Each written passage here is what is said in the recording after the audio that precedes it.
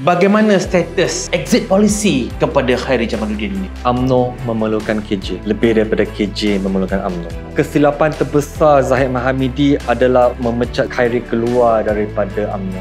Tak setuju. Beckham lebih mementingkan selebriti dia berbanding kepentingan kelab of Real Madrid. No one is bigger than the party, no one is bigger than the club. Kenapa tiba-tiba Anwar pergi ke beberapa negara-negara Asia sehingga dilabelkan sebagai pro-China? Tiba-tiba pula pergi ke Western. Kalau abang nak katakan Anwar mesra China, ya. Tapi kalau abang nak katakan Anwar pro-China, dan tidak. China dalam perhimpunan agung parti tu tak bersetuju je. Dia ambil yang orang tak setuju tu, dia bawa keluar je. Ada satu kumpulan lagi yang mengatakan bahawa sekolah vernacular ini perlu ditransform kepada sekolah kebangsaan. Zaman sekarang bahasa ekonomi terbaharu adalah bahasa China. Ada banyak sekolah yang komposisinya Melayu lebih daripada Cina dah. Biar ibu bapa Cina yang begitu hebat dan begitu bagus mementingkan pelaburan anak-anak bercampur dan melabur di sekolah kebangsaan.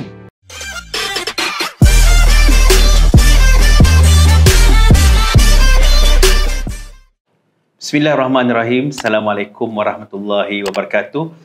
Apa khabar semua kepada peminat-peminat setia podcast Cakap Hub, di mana jua anda berada, kami akan sajikan anda semua isu-isu semasa yang panas dan terhangat di pasaran. Dan pada kali ini terlebih dahulu saya ingin mengucapkan selamat menyambut bulan Ramadan Al-Mubarak. Kita sudah pun berada di gerbang Ramadan untuk tahun 2024. Jadi untuk Ramadan kali ini kami bawakan kepada anda semua seorang panel yang susah betul kita nak dapatkan dia. Tak lain dan tak bukan di sebelah kiri kita ini adalah saudara Ainul Aizat yang merupakan seorang pengarah Institut Kajian Kepimpinan dan Strategik Selangor. Apa khabar Ainul? Alhamdulillah. Terima kasih Coach Azizul. Berapa kali nak jemput Ainul ni, tapi kerana kesibukan, kesuntukan masa dah, akhirnya dia tampil juga dekat Cakap Hub. Thank you. It's an honor. Yeah. Bersedia untuk komen-komen yang panas. Dan tak lain tak bukan, di sebelah kanan saya adalah saudara Shen Yuan. Tak perlu diperkenalkan lagi, mempunyai profil dan biografi yang cukup hebat dan sentiasa memberikan idea-idea pandangan yang luar biasa. Okey, kita pergi ke pentas kali ini. Baru-baru ini ada orang hantar satu video kepada saya, iaitu KJ ni, Khairi Jamaluddin, pakai baju Melayu segap, sudah menjadi model El-Rah. Dan Rafizi pernah mengatakan Khairi Jamaluddin ini bukan ahli politik, tapi sebagai modeling. Jadi, bagaimana status exit policy kepada Khairi Jamaluddin ini, Shen? Saya tidak tahu, tapi mungkin nanti Abang Aino boleh beri pandangan yang berbeza.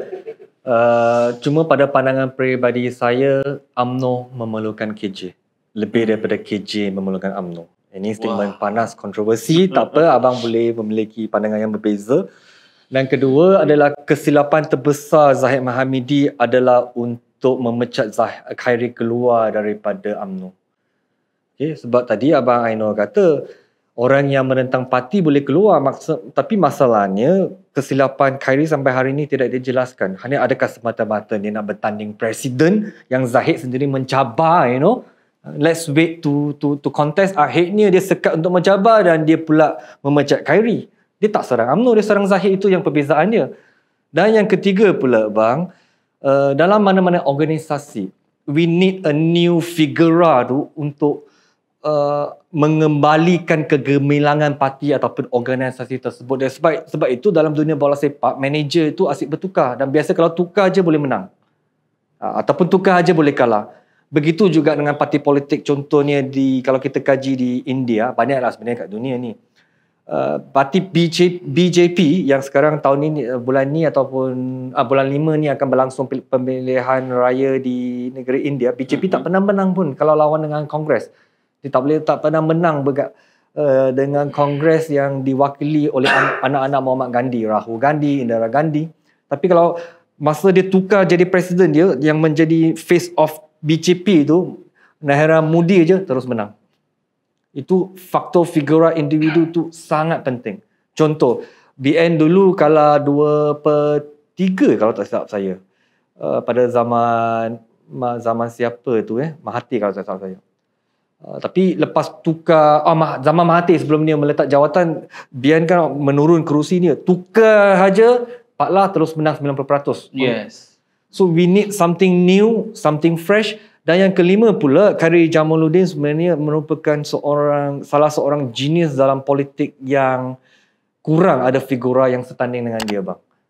Sebab bang, kalau dia bertanding dekat Sungai Buloh, orang kata kalah. Tapi bagi saya dia menang. Hampir menang. Hampir menang. Sebab dengan majoriti 26,000 dia boleh kurang daripada 2,000. Tapi apa yang saya analisis bukannya. Ini saya analisis bagaimana dia melancarkan kempen dekat situ. Begitu grand, begitu berbeza dengan cara dan style negara orang lain, dengan track dia, dengan naratif dia, dan dengan pembawaan dia dalam social media, dalam media.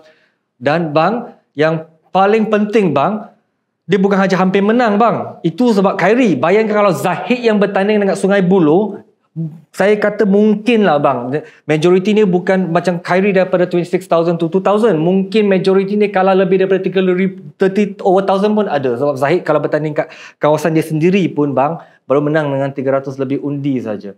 Dan perkara yang terakhir pula bang, Khairi inilah yang mampu untuk menyatu padu kembalikan UMNO. Sebab kalau Khairi kembali bang, semua fraction, semua yang pengkhianat-pengkhianat, semua yang orang kata tak sehaluan dulu, UMNO can kembali menjadi UMNO yang sebenar. Seperti UMNO yang abang yang katakan tadi, banyak sebenarnya figura-figura UMNO yang menjadi pujaan Perikatan Nasional. Kalau Khairi kembali, dia boleh menjadi middle ground untuk mengembalikan semua. He is the one should lead UMNO untuk masa depan bang.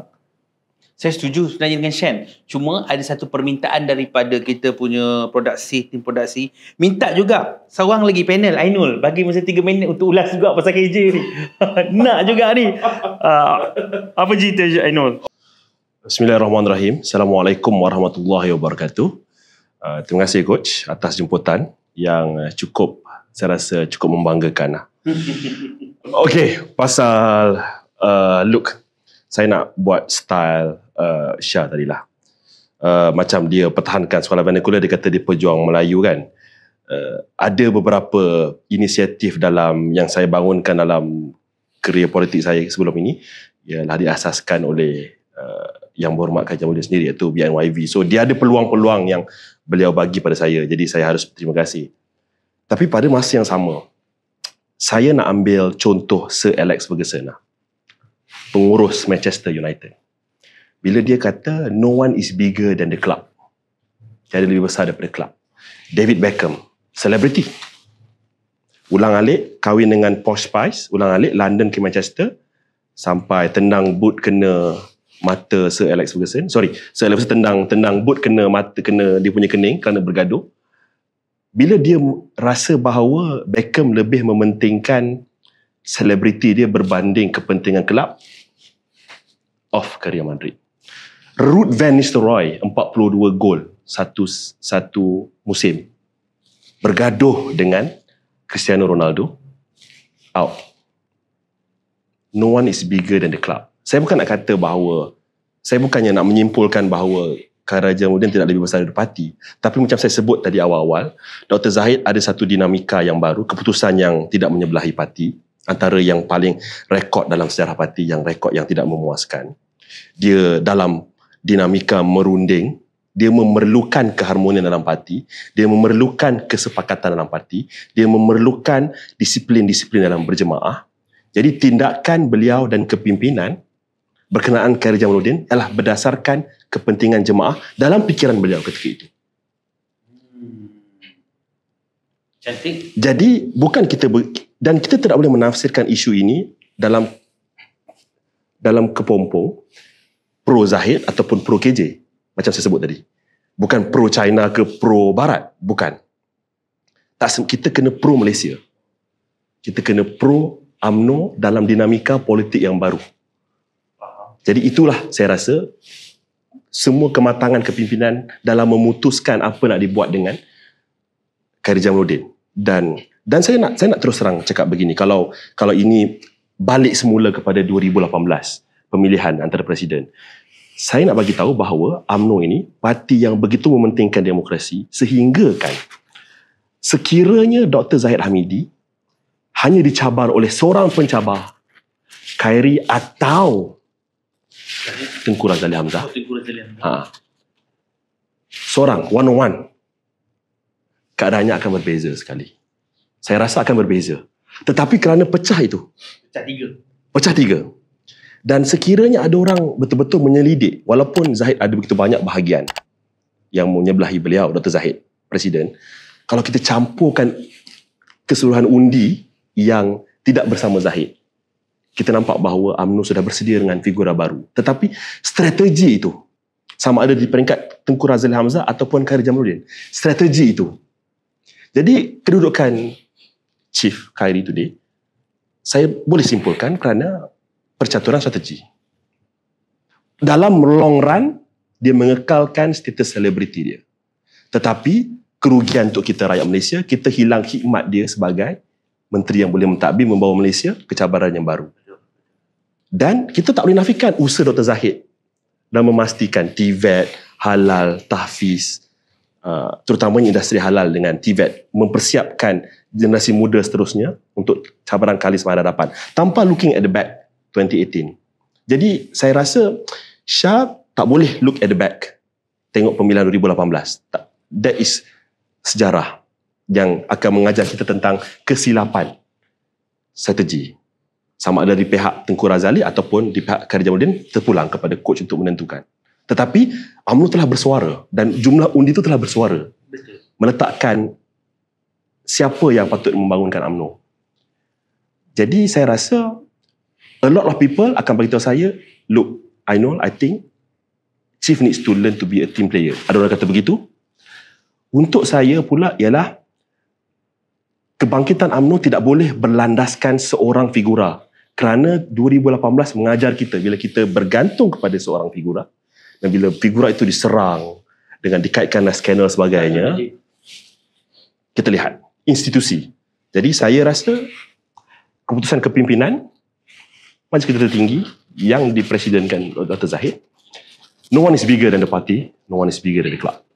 Sebenarnya Yang Amat Berhormat Perdana Menteri sedang berjuang membawa nama negara ketika ini di Jerman. Tapi cumanya yang saya nak tanya Shan ini, kenapa tiba-tiba Anwar pergi ke Indonesia, ke Brunei, ke China, beberapa negara-negara Asia, sehingga dilabelkan sebagai pro-China. Tiba-tiba pula pergi ke Western. Apa strategi di situ? Jika Shan ada analisis. Saya masih cuba untuk menanalisis soalan abang. Soalan abang maksudnya pada ketika Anwar pergi ke Australia dan pergi ke Jerman ini, dia telah mesra kepada blok barat, sedangkan sebelum ini dia dikatakan mesra kepada China. Sebab perkataannya berbeza, patutlah saya dapat tangkap. Bang, ini perbezaannya bang.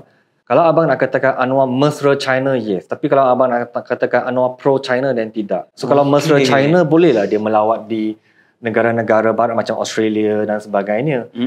Ya, itu yang pertama. Yang kedua, ini adalah berkaitan tentang geopolitik dunia.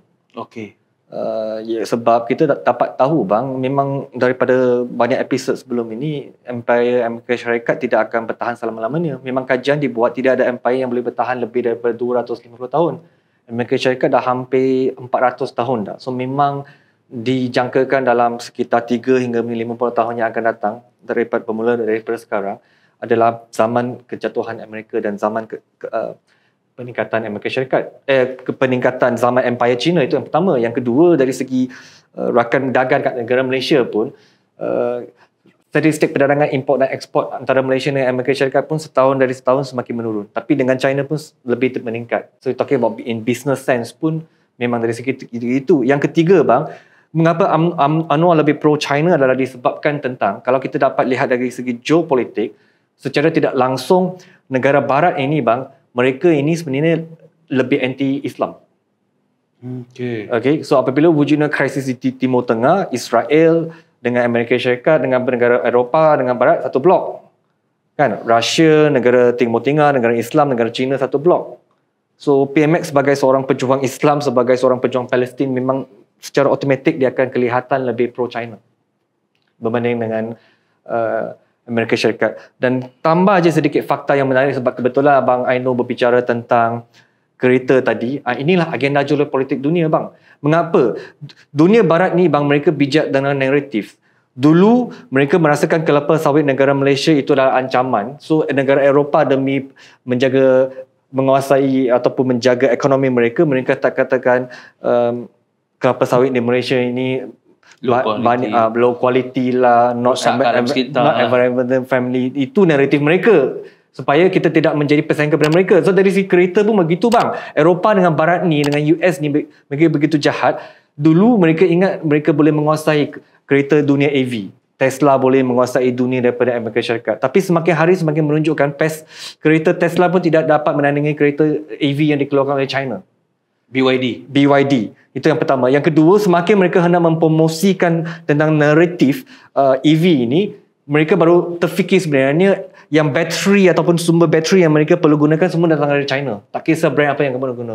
So sebab itu naratif baru bukan daripada Toyota, bahkan daripada Mercedes dengan BMW semua sudah buat declaration baru sampai 2030 mereka tak nak lebih fokus kepada EV. Sekarang nak tukar kepada hybrid, naratif baru pula. Semua hybrid ini, yes, semua ini kepentingan politik peribadi masing-masing, geopolitik aja bang. So di manakah PMX semestinya lebih mesra kepada negara China bang? So langkah itu adalah langkah yang tepat. Cumanya Shen, ketika walaun berbicara tentang salam 4.8 apabila ringgit mencecah paras yang paling rendah, tapi semalam berjaya menokok kepada 4.68. Jadi apa bacaan Shen?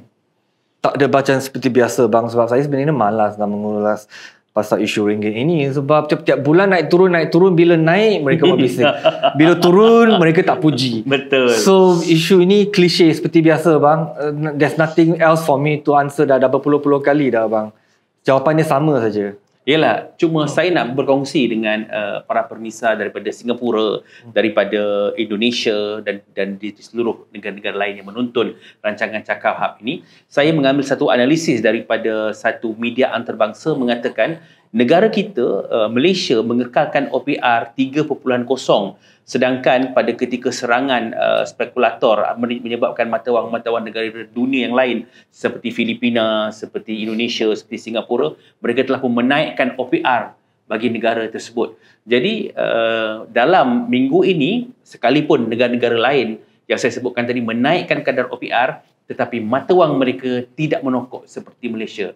Jadi inilah dikatakan kebijaksanaan kepimpinan, bagaimana kita mengatur ekonomi tidak terpengaruh dengan faktor-faktor luar dan akhirnya kita berjaya kembali mengukuhkan nilai ringgit. Tapi betul kata Shan tadi, nilai ringgit sebenarnya sengaja dipolitikkan kerana ringgit ini ada turun dan juga ada naiknya. Okey Ainul, sekarang ni nampaknya Shan dia dah keluar satu teori ni tentang hegemoni ataupun masa depan China yang akan menguasai dunia. Adakah Ainul setuju? Tak setuju. Kenapa? Kalau kita tengok betul-betul analisa, dua mata wang yang betul-betul suffer lah, menderita sekarang ni adalah ringgit dan yen.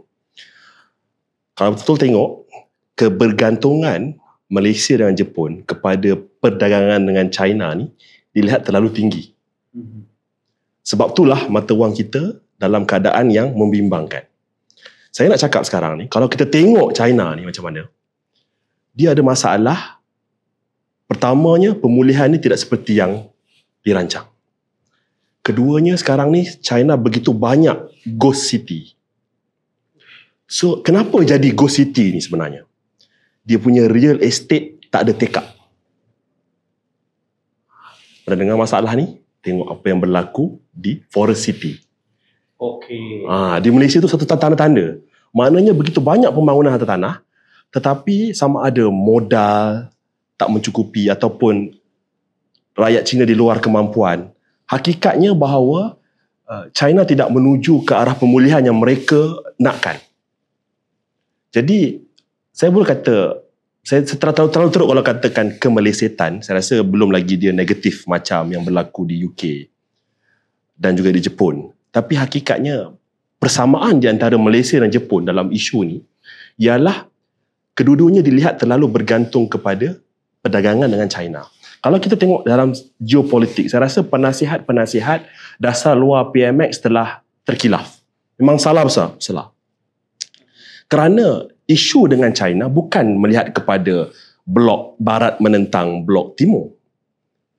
Ia melihat kepada strategi China ini untuk memastikan bahawa hegemoni mereka, perkembangan mereka dan juga macam mana mereka menjadi satu gergasi besar mereka rasa bahawa the West, Barat cuba nak tutup. Walhal sebenarnya apa yang bukan Barat merisaukan tentang China ni naik tak naik. Sebab kalau China ni naik, ekonomi bertambah besar, maka banyaklah juga peluang untuk negara-negara Barat. Mereka telah melabur lagi banyak di China berbanding Malaysia. Dan juga Malaysia juga, walaupun katanya bergantung kepada China, antara trade partner kita terbesar, tapi kalau kita campurkan US dengan Europe, campur together, itu melampaui China. Dan sebenarnya our biggest trade partner ialah Singapura, yang juga merupakan ally kepada Barat. Jadi nampak kita punya sentimen itu melibatkan Palestin ini telah dicampur adukkan. Sedangkan hakikatnya kapal-kapal penyelidik China ini memasuki, menerobos serta menyinggung sempadan kita. Dan mereka bukannya setakat episod Pulau Batu Putih, tapi melihat kepada kawasan EEZ, Exclusive Economic Zone Malaysia. Kebetulan pula baru-baru ini China umumkan penemuan sumber minyak. Tapi kita harus tanya, adakah itu termasuk dalam kawasan EEZ Malaysia? Satu penganalisa buat satu teori bahawa sekiranya walaupun seluruh termasuk Barat, Malaysia percaya kepada dasar One China, maknanya Taiwan dan China, One China, termasuklah Presiden Joe Biden sendiri yang kita kecam dengan dasar anti-China dan sebagainya. Tetapi hakikatnya bahawa kalau kita buat analisa dan sekiranya China bertindak agresif, China melihat macam mana Barat respon kepada Rusia dan Ukraine. Dan mereka rasakan bahawa Rusia telah diberi peluang. Tak cukup bantuan untuk ke Ukraine. NATO tak masuk dan sebagainya. Jadi China melihat peluang dan titik yang untuk menyatu padukan Taiwan, tak kira sama ada secara diplomatik ataupun keganasan. Jadi masalah di sini ialah kalau kita tengok geostrateginya, sekiranya mereka buat tindakan agresif pada Taiwan, apa yang terjadi ialah Laut Cina Selatan tu sangat satu-satu hubungan dagangan yang penting, satu supply chain yang penting. Jadi mereka melihat Laut Cina Selatan tu sebagai mereka. Analisa ini telah difahami oleh Indonesia lebih baik daripada penasihat luar PMX. Sebab itulah Laut Cina Selatan, you tanya orang Indonesia, dia panggil Natuna. Dia tak panggil Laut Cina Selatan. Kerana Indonesia, dia punya kedaulatan dia, kan, semangat kedaulatan dia. Ini Laut Cina Selatan, bukan. Ini ialah Laut Natuna. Nampak tak? Kerana Indonesia melihat bahawa China kelihatan terdesak untuk bersama kembali dengan Taiwan, termasuk kekerasan. Untuk membolehkan tindakan kekerasan itu berlaku, harus secure Laut Cina Selatan. Sebab belah sana Pasifik lah, US dan sebagainya. Jepun, Filipin, Laut Cina Selatan yang membolehkan mereka masih boleh resupply. Because China macam Malaysia bergantung kepada perdagangan antarabangsa, import, ekspor dan sebagainya. Penting untuk mereka secure Laut Cina Selatan itu tidak mempedulikan pandangan kedaulatan zon Malaysia. Walaupun 1982 UN clause kata China has no rights. Bila PMX kata kita nak berunding, semua bendera merah naik. Saya rasa PMX telah salah mentafsir isu ini sebagai pertemuan di antara Barat dan China. Sebenarnya bukan. Ia ialah berkaitan tentang cita-cita China untuk menyatukan Taiwan no matter what. Perlu diingat, Amerika sejahat mana pun telahan Shah perlu melalui pilihan raya. China memang terbukti jelas. Tak ada term limit dah sekarang. To number one. Betul. Malahan memang ada rakaman-rakaman video dalam Perhimpunan Agung Parti tu tak bersetuju je. Lebih teruk daripada apa yang orang mengata-ngata pada UMNO sekarang. Dia ambil yang orang tak setuju tu, dia bawa keluar je. Secara fizikal. Komunis betul ni? Maknanya ruang perbezaan pandangan di China itu lebih kecil. Sangat kecil. Tapi di US tak bersetuju dengan dasar dia. Sekarang ni biasa. Joe Biden, Kamala Harris dikecam rakyat Amerika akibat dasar terhadap Palestin. Benda biasa. Setiap ucapan Biden dan Kamala Harris di tempat-tempat yang ada double digit percentage orang Islam, di Amerika akan dikecam. Sekarang ni ada gelaran Genocide Joe. Apa tu? Joe yang suka pembunuhan beramai-ramai. Okey. Di Amerika, bukan di berceramah. Genocide Joe di US. Luar biasa. Sampaikan Kamala Harris, dia punya timbalan, kan, dia punya vice president, terpaksa menjanjikan kepada rakyat, kita kena ada gencatan senjata di Gaza. Ni Amerika ni, rakan besar, rakan hebat Israel. Ditekan oleh rakyat mereka sampai begitu sekali kekejaman di Gaza. Tapi di China, masuk kawasan Indonesia ke, masuk kawasan Malaysia ke, kita PMX pula. Nak berunding. Saya nak cakap berkali-kali, susah. Tapi saya rasa penasihat luar dia dah salah mentafsir isu ni. Okey, Ainul Shan, saya berdengar ni, saya rasa betul juga apa yang Ainul perkatakan tadi. Sebenarnya ekonomi China pernah dikatakan nilai ringgit merosot itu sebenarnya adalah salah satu faktornya apabila China mengukuhkan ekonomi dia. Tak. Mengikut pandangan Abang Ainul tadi, ada yang tepat, ada yang tidak tepat. Mungkin dari segi kedaulatan Laut Cina Selatan itu tepat, mungkin dari segi demokrasi itu tepat, tapi dari segi ekonomi itu kurang tepat pada pandangan saya, sebab dari segi nilai mata wang itu bukannya indikator pembangunan ekonomi semata-mata, bang. So tadi macam Abang Ainul kata, ringgit dengan yuan dia sedikit kurang kalau berbanding dengan USD. Sedangkan nilai mata wang ataupun currency itu is only one of the economic indication. Itu yang pertama. Yang kedua, US dollar ni takkan selama-lamanya ke atas. Sebab itu seluruh dunia ataupun global ni semakin hari semakin ke arah de-dollarization. Sebab US dollar ini dia akan kurang nilainya apabila tepat pada masanya. Itu yang kedua. Dan ketiga, apabila negara Amerika Syarikat, abang percayalah, abang dengarlah, mungkin dalam tahun ni atau tahun depan mereka menurunkan kadar OPR mereka, secara automatik ringgit Malaysia dengan yen akan meningkat. Itu dari segi currency. Kalau kita berbicara dari segi, kalau Abang Ainul guna perumpamaan US kalau bercampur dengan Europe sebenarnya tengah berkrisis sekarang. Bukan aja US, bukan hanya UK. Kalau kita lihat seluruh Europe tu, macam Germany, Italy, France, pertumbuhan KDNK mereka hanya 1-2%.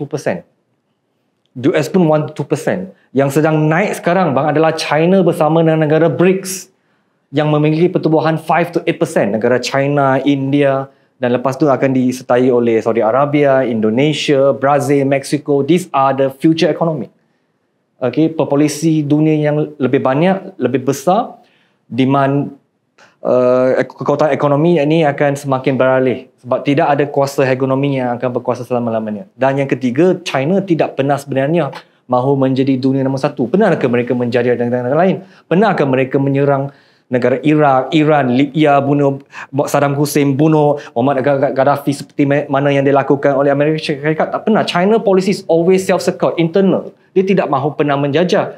Walaupun dia invest banyak negara Afrika pun tak pernah ada aggression. Semua dari segi, you can use it maybe is dari segi money invasion, tapi dia bukannya physical invasion, bukannya weapon invasion seperti Amerika Syarikat. China is more to money invasion. It's a win-win. Kamu dapat juga pelaburan. Alright? Itu dari segi negara China. Dan China polisi ni dia tak nak berkembang lagi. Dia memang 5, 6, 7, 8. Sebab dasar China dia bukannya capitalist, US. Apabila ada negara capitalist, the rich will get richer, the poor will get poorer. Tapi dasar sosialis itu mereka cuba untuk seimbangkan. That is why Presiden Xi Jinping negara China, dia sanggup untuk meletupkan pasaran hartanah mereka sendiri. Sebab kalau dia tak ambil tindakan kepada Evergrande, bang, pasaran hartanah itu dia akan terus melambung harga ni, orang terus speculate. Dia tak nak China menjadi a capitalist country apabila hanya orang kaya yang mampu membeli, orang miskin tak dapat membeli hartanah ni. So apabila property dia bubble sekarang, bang, bagus sebab dia punya harga akan jatuh up to 70-80% supaya orang biasa yang tak dapat beli rumah dapat beli rumah. Contoh kalau Malaysia sekarang rumah 100 juta, kalau turun sampai 300 ribu, abang pun boleh beli, saya pun boleh beli. Sebab China is more about self-security. Dia punya dasar Xi Jinping is about food security, energy security, defense security, semuanya berkaitan tentang security mereka. Maksudnya mereka tak pentingkan more on growth. They focus more on safety, security, stockpile makanan, dan rakyat ni apabila jurang antara yang kaya dengan miskin tu, dia tak akan banyak beza dia. Itu bezanya antara politik China dengan US. Dan dari segi demokrasi pula dia banyak subjektif, bang. Sebab dalam dunia tak ada sesuatu yang tetap. Dulu orang kata kalau zaman dinasti Maharaja, orang kata itu paling baik. Lepas tu wujud demokrasi, orang kata paling baik. Tapi slowly we will see from now onwards, day by day kita akan melihat demokrasi ni. Saya bukan menentang demokrasi, saya cuma kata apa yang berlaku dekat dunia. Semakin hari semakin bercelaru. Dia defeat the purpose of demokrasi, bang. Sebab banyak negara kat dunia ni, between these 5 to 6 years ni, bang, banyak orang tak dapat bentuk kerajaan. Apa yang berlaku dekat Malaysia ni, bang, berlakulah kat seluruh dunia. Okey, asyik bertukar kerajaan sebab tak ada orang single political party yang dapat majority. Dia menjadi kucar kecil dan tidak ada kestabilan. So demokrasi pun ada pro dan kontra dia. So China yang dilihat lebih tak ada demokrasi itu, betul dari sudut itu, tapi dari sudut jangka masa panjang, dari sudut kestabilan politik, kestabilan ekonomi itu ada. Dia tak perlu macam setiap 5 tahun bertukar polisi, setiap 5 tahun tukar pemimpin. Yang benda ini yang saya lihat ada sedikit dengan isu terbaru kat Malaysia. Baru saya terfikir, bang, yang Bersih nak menuntut supaya Perdana Menteri boleh menjadi 2 term. Saya tak bersetuju dengan cadangan Bersih sebab cadangan Bersih ini adalah zaman BN, apabila BN terlalu berkuasa. Tak pernah tukar kerajaan. Sekarang satu penggal untuk satu kerajaan untuk berkuasa, satu penggal pun susah. So kita tak perlu term limit dua penggal. Kalau kita ada seorang pemimpin yang berkualiti, contoh saja, bang, Datuk Seri Najib, among all the prime minister, he's the best. Saya bagi contoh je lah, contoh. Maksudnya, takkan you want to limit his term to 2 term. Kalau Najib boleh mampu 3 term, 4 term, go ahead. Ini saja.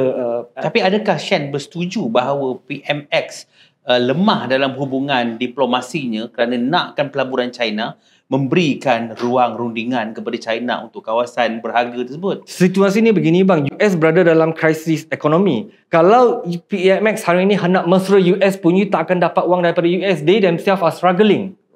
So, strateginya, kalau saya lebih mesra sini, saya tak dapat apa-apa. Kalau saya mesra sini, seketika saya akan dapat. Dan PMX ni kita orang bijak, bang. Dia adalah chameleon politik. Dia akan berubah-ubah. Kita bukan tak tahu siapa Anwar Rahim. So doesn't mean he support China today, forever he will support China. Dia support China based on what is best for today. Situasi ni memang lebih menguntang kita.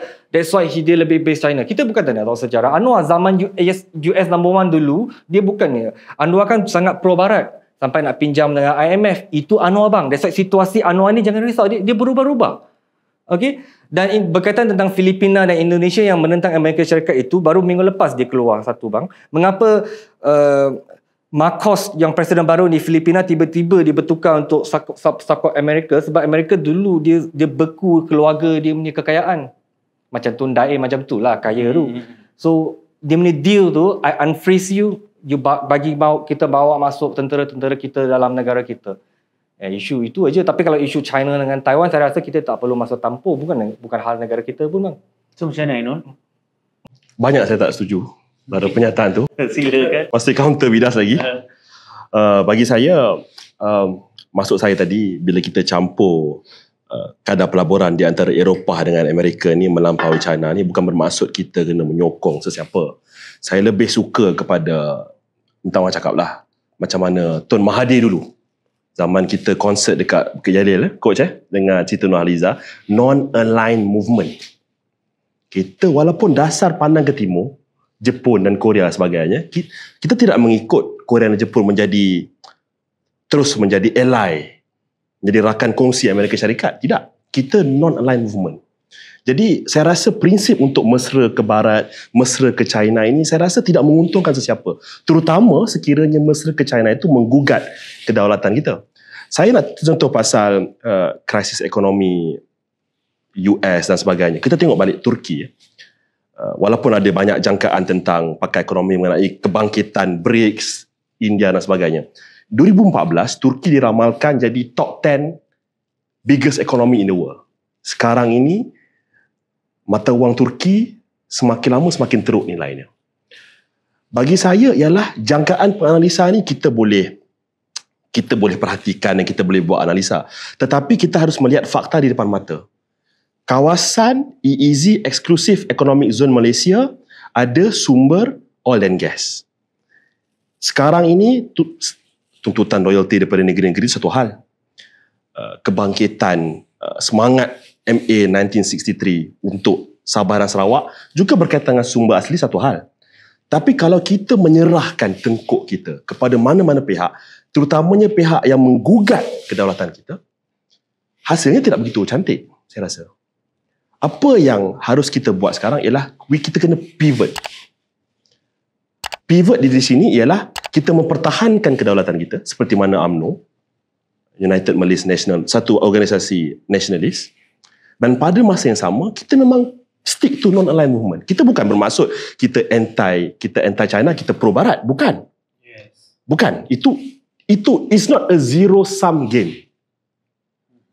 Saya bagi contoh. Benda yang sangat mudah. Kita tengok isu AUKUS. Okay. AUKUS yang cerita dia, coach, ialah Australia, dia mula-mula tempah dengan Perancis. Submarine elektrik. Berkuasa elektrik. Bukan bawa peluru nuklear pun. Tapi di sini UK dengan US tawarkan pada Australia bahawa kita buat submarine berkuasa nuklear lebih senyap. Semua kecoh. Ini nak menentang hegemoni China dan sebagainya. Tetapi tuan-tuan, kita nak tanya kat sini, adakah kelengkapan ketenteraan kita boleh menandingi armada laut terbesar dunia China? Bila kita ada kerjasama Five Nation dengan Australia buat kapal selam yang lebih hebat akan membantu kita. Nampak tak? Ada tempat di mana kita boleh bersikap strategik. Ada tempat di mana kita boleh boleh berunding. Pada masa yang sama, ambil satu side has never been, bukan menjadi satu dasar kita. Kerana ada impak dan kesannya. Katakanlah slow down China berterusan. Adakah sebab kita betul-betul nak percaya kepada ramalan kebangkitan BRICS, China dan sebagainya, kita akan terus pivot ke China? Adakah kita tengok barriers of trade tu, kelapa sawit kita jadikan itu alasan untuk kita kurang Europe lebih kepada China? Tak boleh. Sebab kita macam mana pun Eropah dan US dia menekan ke ataupun ada barriers of trade untuk kita punya kelapa sawit tak apa bagus dan sebagainya, dia punya produk Nutella tu tak boleh jadi Nutella pakai minyak soya, tak boleh. Dia tetap memerlukan palm oil. Minyak sawit juga boleh. Jadi saya rasa kalau kita pivot to China, adakah China akan menggunakan biodiesel kita? Kalau dia dah pivot to elektrik. Mesti ingat Malaysia, performance beli kereta BMW dan Mercedes antara yang terbaik di Asia Pasifik.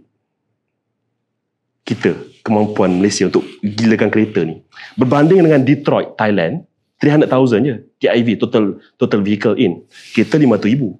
Walaupun Thailand tu, orang kata Detroit of Asia Tenggara. Tapi Malaysia lebih banyak lagi. Pembeli kita. Ya. Dan yang buat good jobs dekat Malaysia, Mercedes di Pekan, CKD dan sebagainya, Mazda di Kulim. Semuanya, kalau kita tengok, ekosistem pelaburan melibatkan pelabur-pelabur barat. Ada juga kilang Volkswagen ni di Pekan. Kita nak tanya, apa terjadi kepada kita punya twin park sedekat Kuantan tu, yang dulu Mahathir berkempen, ini China ke Malaysia punya? Nampak tak? Nampak perspektif kalau kita ambil satu side dan the other. Contohnya Goodyear, pembuat tayar US. Dah nak tinggalkan Malaysia. Tinggalkan Malaysia. Jadi apa kebaikannya kita terlalu pro China sekiranya kita kehilangan pekerjaan? Saya fikirkan nasib rakyat kita, coach. Jadi Shen, ini seolah-olah strategi negara kita ni terlalu bermanja-manja dengan China ni mendatangkan risiko juga pada kita. Saya nak rumuskan topik ini mudah aja bang. Sebab kita a little bit spin off. Negara kita masih negara 6, negara-negara berkecuali. Itu yang kenyataan terbaru yang dikeluarkan oleh PMX di negara Australia. Di depan persidangan kat Australia itu, do not force me to take side. Maksudnya, dia masih tidak side anybody. Dia tak anti sesiapa, dia tak pro sesiapa. Tapi kalau perkataan mesra, manja itu, kalau saya rumuskan aja bang, apa yang Abang Aino kata tadi kan, dah rumuskan apa yang PMX buat ni betul dan tepat. Sebab Abang Aino berbicara dengan Tun Mahathir, berbicara tentang Najib. So, dasar Malaysia yang tidak berkecuali ini diteruskan oleh Anwar, itu yang pertama.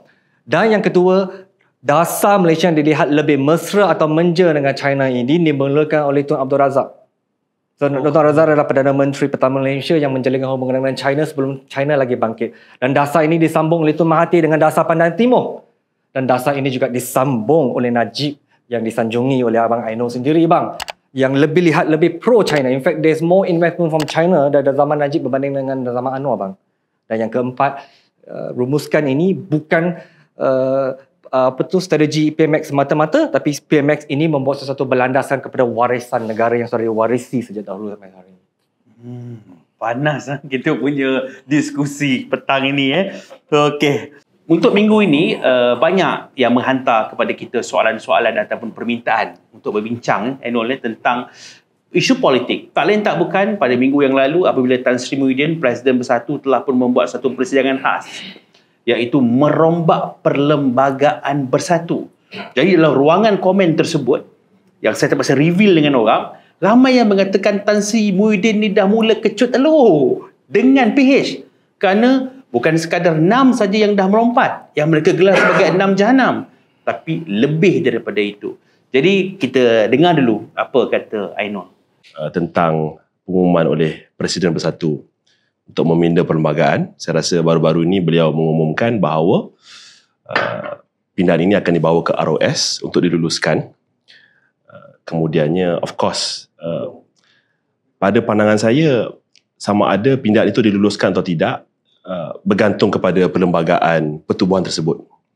Itu yang paling mustahak sekali sekiranya pindahan itu tersebut dibenarkan. Tetapi apa yang kita rasa sedikit curiga dan muskil lah, kerana dia akan jadi sangat sukar untuk undang-undang itu bertindak retrospectively. Maksudnya ialah seperti separa masak. Dia telah berlaku beberapa insiden yang di mana terdapat kesalahan pada beliau ketika dia sebahagian daripada kerajaan dan membentuk Akta Empat Parti ini.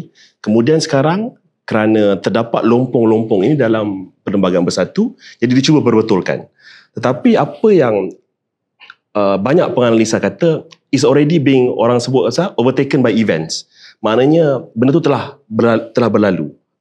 6 ahli parlimen bersatu, ada juga mengatakan 6 jahanam ni telah menyatakan sokongan kepada Perdana Menteri yang ke-10 PMX. Jadi antara soalan perundangan yang saya rasa bermain-main di fikiran semua orang, dalam bahasa Inggerisnya, can the law acted retrospectively, maksudnya ke belakang. Dia boleh tak apa orang putih sebut undone the damage that has been done, di mana parti dia ada 6 jahanam ni tak tahu kerusi dia di mana, adakah di sebelah kerajaan ataupun di sebelah pembangkang. Satu situasi sebenarnya dalam perundangan masih belum ada lagi presiden, maknanya duluan sebelum ni tak ada lagi, coach. Jadi saya rasa inilah satu persoalan undang-undang yang dinanti-nantikan oleh pengamal undang-undang serta pakar-pakar akademik. Kita nak lihat macam mana perkembangan selepas dihantar pindaan ni ke ROS. Tapi saya rasa bagi pandangan orang biasa yang mengulasnya, nampak macam satu tindakan yang penuh penyesalan. Maknanya there must be a lot of regret lah as dia menghantar pindaan kepada ROS tu. Dia tidak menjangkakan keadaan sebegini rupa. Mungkin coach ada sudut pandang yang lain. Dalam grup WhatsApp ni tadi, ada juga yang bercakap bahawa Bersatu nak risau apa 6 jahanam ni keluar. Kerana banyak je sahaja bekas-bekas penyokong UMNO yang tinggalkan UMNO katanya nak berhijrah kepada Bersatu. Misalnya kata yang baru-baru ini adalah Tan Sri Nur Omar di Selangor. Sehingga perkara yang bocor ni kata Tan Sri Nur Omar ni dah mula sign tapi belum saja hantar borang lagi. So macam mana tu? Dia macam ni, kadang-kadang politik ni, bukan kadang-kadang, selalunya politik ni melibatkan satu pementasan persepsi.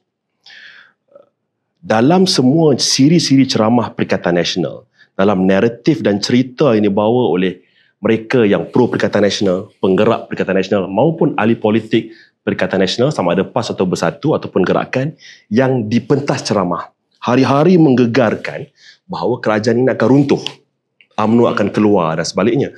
Tiba-tiba 6 ahli parlimen berbuat sedemikian. Jadi apa yang mustahak bagi Presiden Bersatu, pengurusi Perikatan Nasional ketika ini ialah kita kena stop the bleeding. Kena hentikan pendarahan ini. Pendarahan persepsi ni kena dihentikan. Menarik Jadi istilah coach tu. sebab apa saja yang dijual kepada penyokong-penyokong mereka kini tidak lagi ada credibility. Kerana awak asyik sebut tentang kerajaan ini akan runtuh, tetapi hakikatnya yang meninggalkan parti awak ataupun berikan sokongan kepada PMX ialah ahli parlimen daripada parti sendiri. Jadi inilah yang akan jadi permainan persepsi untuk menebuk atap ni tidak lagi laku untuk dijual oleh Perikatan Nasional. Sebab setiap kali kita boleh bidas. Disebut pasal sebut atap, tapi UMNO tak ada seorang punya tinggalkan kerajaan. Tak ada satu pun ada berfikir tinggalkan kerajaan. Tapi yang tinggal kerajaan ialah ahli-ahli parlimen bersatu. Cuma ada yang mengatakan ni saham mereka yang tinggalkan UMNO ni makin mahal. Misalnya Tan Sri Anwar Musa PAS ambil, Syahidan Kasim Perikatan Nasional Perlis ambil, malah boleh mencaturkan menteri besar di Perlis. Lepas tu KJ-nya saham lebih tinggi dalam keluar sekejap, Syarif Hamdannya. Jadi mereka bukan rugi keluar UMNO ni, mereka rasa lebih untung. Jadi setiap figura tu berbeza circumstances keadaan dia. Contohnya saya tak rasa Khairi ataupun Syahril dia berhasrat untuk meninggalkan UMNO rather than susulan of events kan yang telah berlaku menyebabkan mereka berada di luar UMNO ketika ini. Well, mengikut dia orang punya produksi ialah keluar sekejap lah. Keluar sekejap ke keluar selama-lamanya? Tapi dalam hati dan fikiran mereka, saya percaya, dan juga ramai ahli kawan-kawan yang dalam parti, bukan keluar selama-lamanya. Itu harapan untuk orang panggil moonshot goal ataupun harapan untuk setiap yang pernah terkait ataupun menyokong maupun bersama dan berkawan dengan kedua-dua figura ini. Mereka merasakan akan ada jalan kembali. Sebab kalau tak ada jalan kembali itu, maka mereka akan sertai Perikatan Nasional. Tapi sehingga kini mereka tak komit kepada Perikatan Nasional. Mereka mengkritik semua pihak. Dia cukup berbeza situasi kedua-dua figura ni dengan Tan Sri Nur Omar yang merasakan bahawa beliau dah buat banyak jasa kepada UMNO. Beliau dah tinggalkan banyak legasi dalam UMNO dan beliau keputusan kepimpinan tertinggi ialah mengeluarkan beliau. Beliau percaya apa beliau buat tu betul dan akhirnya beliau mendapati beliau di luar UMNO. Itu bukan hasrat tapi another susulan. Dan bila beliau berura-ura nak masuk Perikatan Nasional, tapi baru-baru ni kalau kita tengok dalam media sosial, beliau juga turut mengkritik ahli-ahli politik Perikatan Nasional yang mewakili kawasan beliau. Oh, Tan Sri Nur. Tan Sri Nur. Ya, kalau kita tengok, dia akan pergi ke acara-acara yang ramai orang ataupun perasmian bangunan majlis kenduri kenara, dan dalam rakaman beliau akan sebut bahawa ahli wakil rakyat ni tak ada wakil rakyat dalam kawasan ni tak datang. Jadi beliau tidak mengkritik UMNO dalam hal ni kerana semua yang menang kat kawasan beliau adalah Perikatan Nasional. Jadi itu satu perkembangan yang mengujakan. Saya rasa Tan Sri, kalau kita boleh membaca Tan Sri Nur Omar, jauh di sudut hati beliau juga berharap ada jalan kembali. Okey, faham. Sebab itu dia kata dia tak menyebelahi mana-mana parti politik. Okey, kita dah clear Nur Omar, KJ semua. Ada lagi satu soalan yang ni dalam grup Telegram kami lah, minta tanya kepada saudara Shen. Bagaimana pula dengan Hisham Jalil? Hisham Jalil ni dulu dia dalam UMNO sebagai ketua penerangan UMNO ni pusat, and kemudian keluar, and sekarang dia tibai UMNO. Macam mana Shen? Benda ni sebenarnya sudah kita ulas dalam beberapa episod yang lepas. Cuma untuk pendengar baharu, kita perlu tahu Hisham Jalil sebelum dan selepas dia menjadi ketua penerangan UMNO. Okey, itu yang pertama.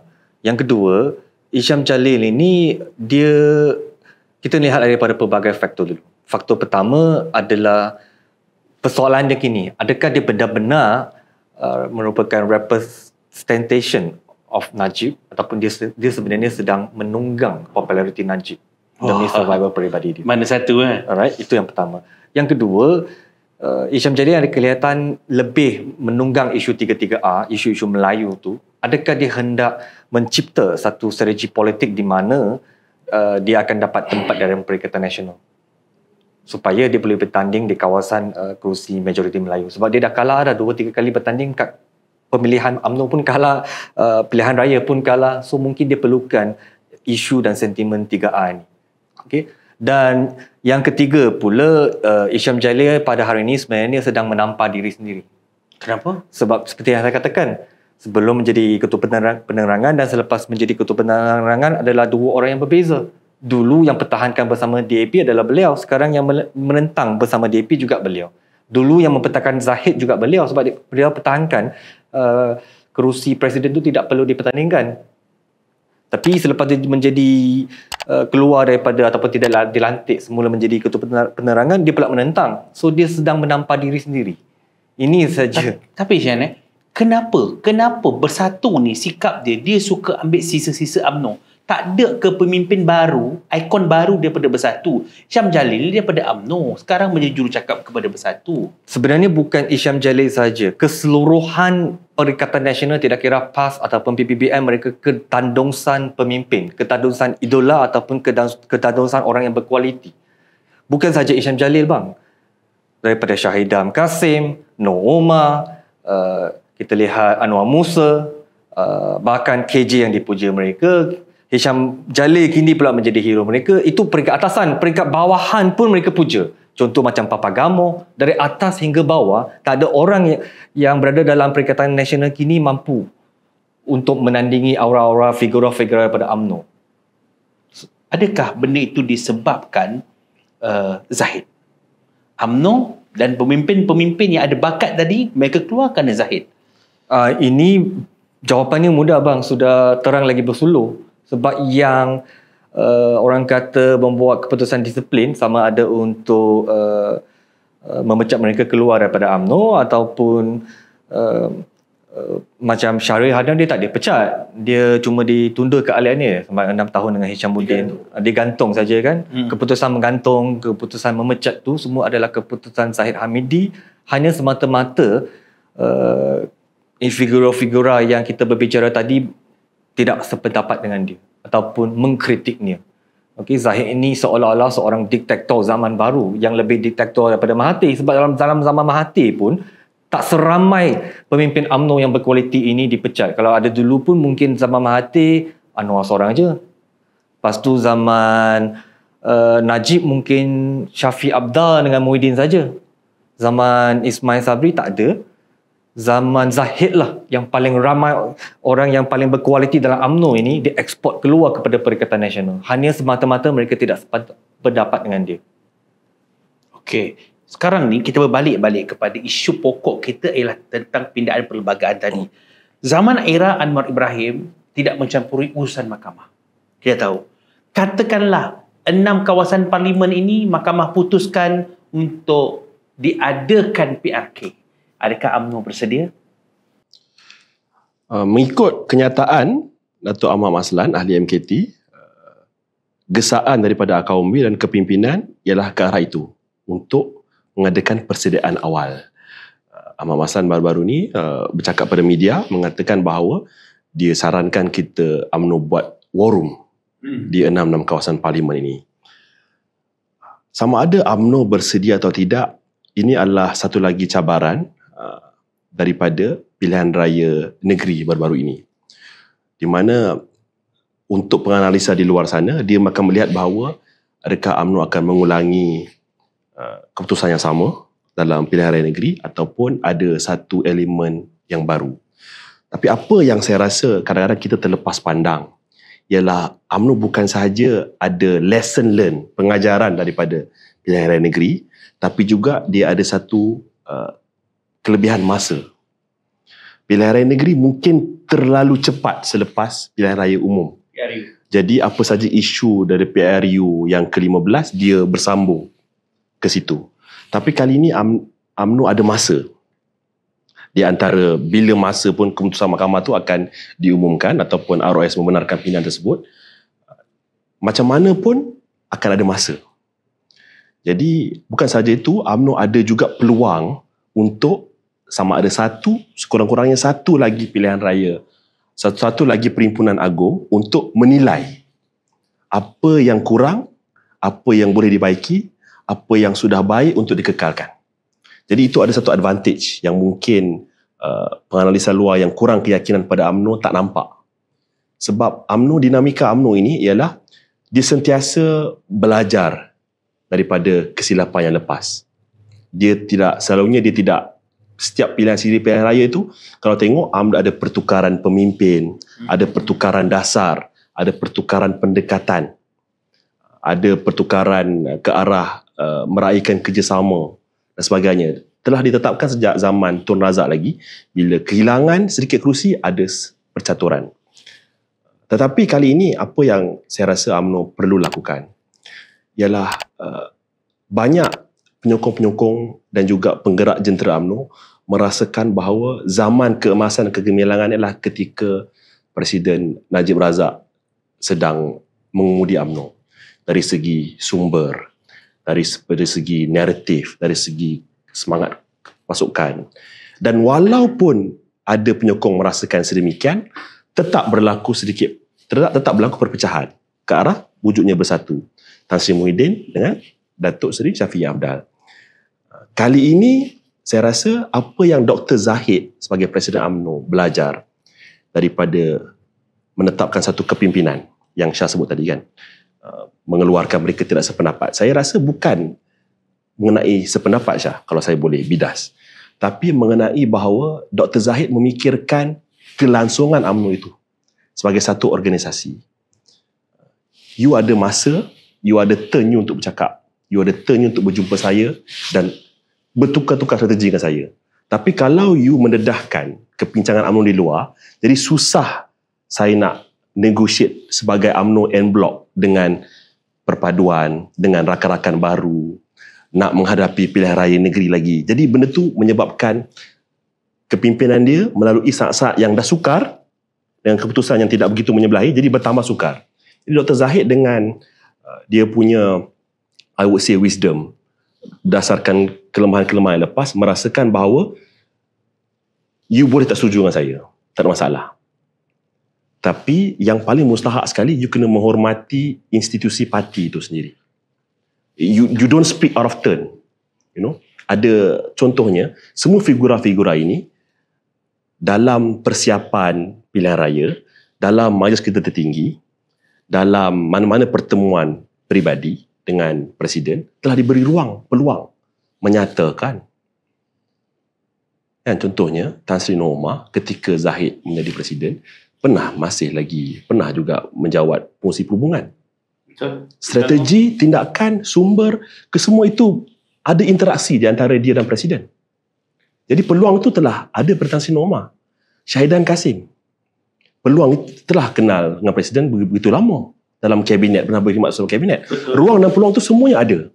Tapi bila sampai ketika masanya, ketika parti berdepan saat-saat yang getir untuk merunding, untuk muhasabah kelemahan, untuk memperbaiki strategi, mereka bercakap out of turn, di luar daripada ruang lingkup perselisihan yang dibenarkan. Maknanya pandangan mereka di media, pandangan mereka bersama dengan pihak lawan, pandangan mereka dalam mana-mana forum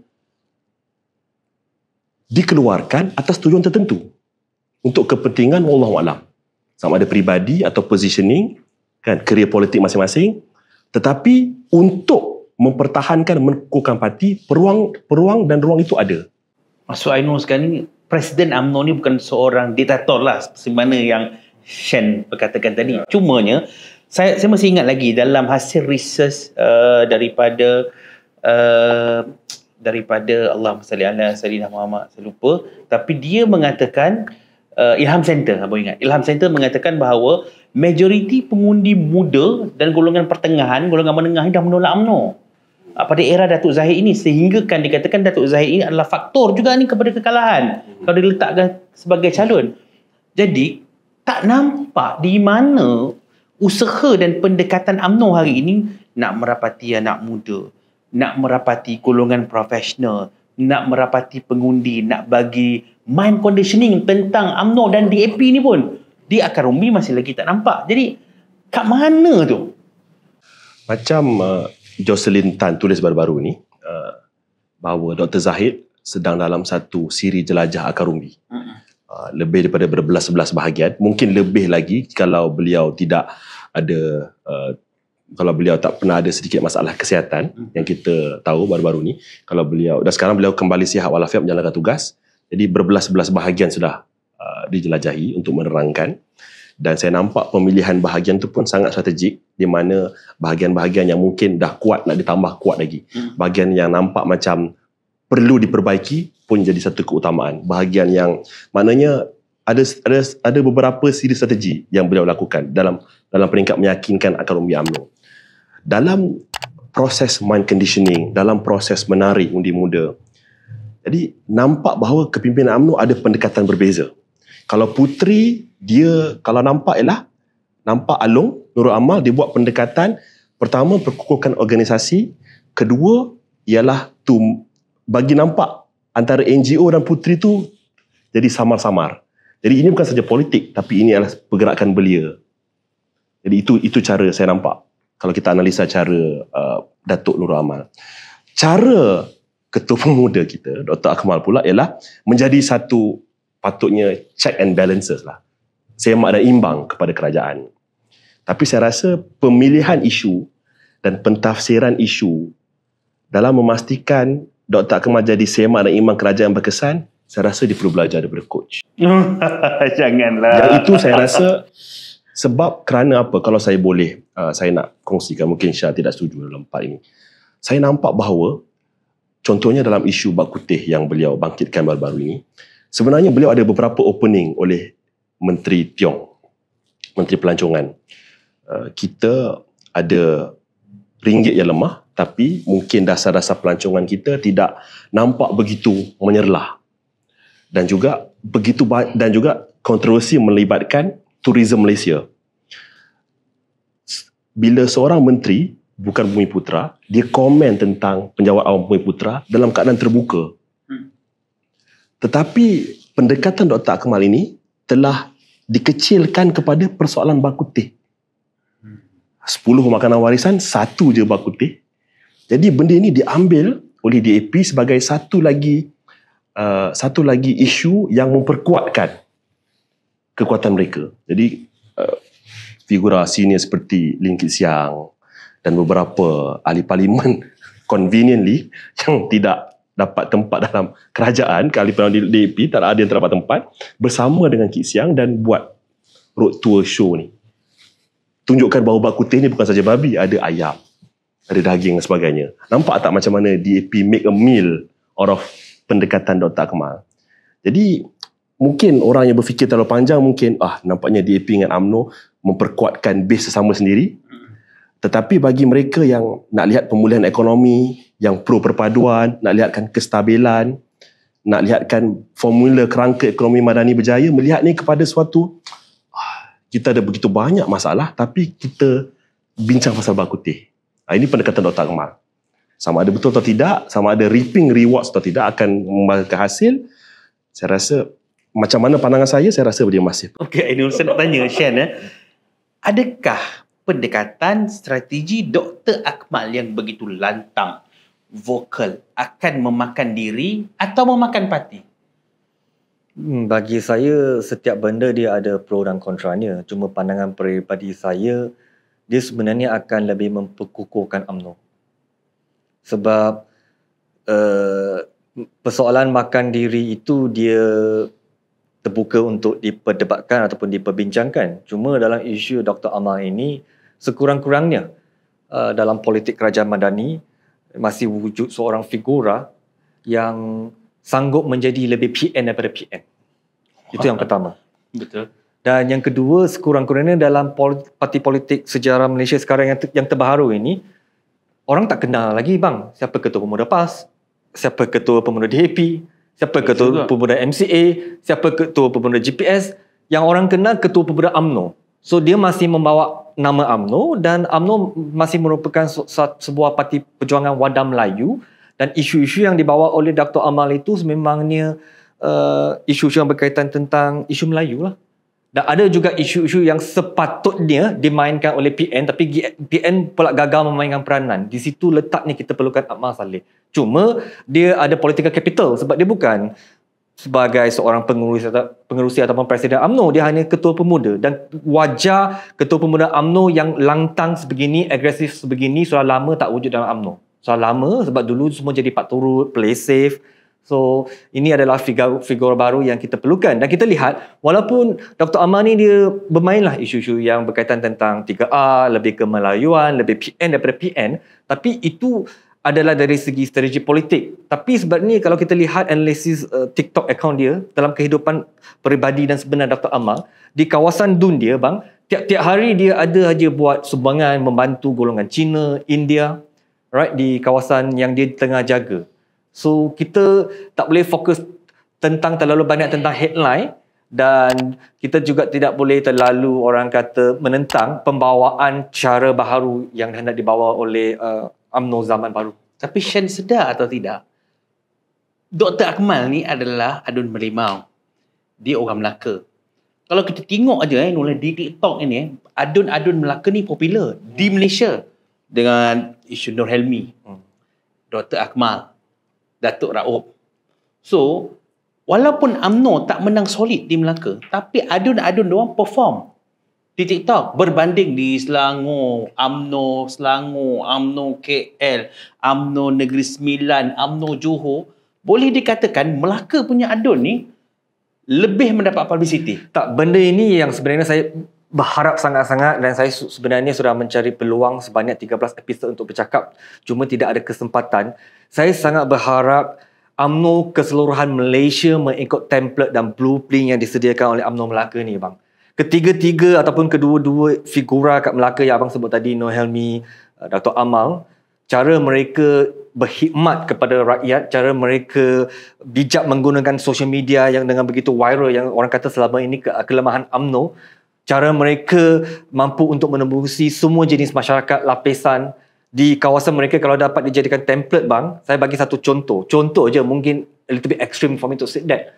Dua-dua figura ni begitu kuat persona mereka, begitu kuat mereka personal touch kepada penghuni-penghuni di kawasan mereka bang. Bahkan kalaulah saya kata contoh saja, mereka bukan ahli UMNO pada hari ini, bertanding atas tiket individu pun menang.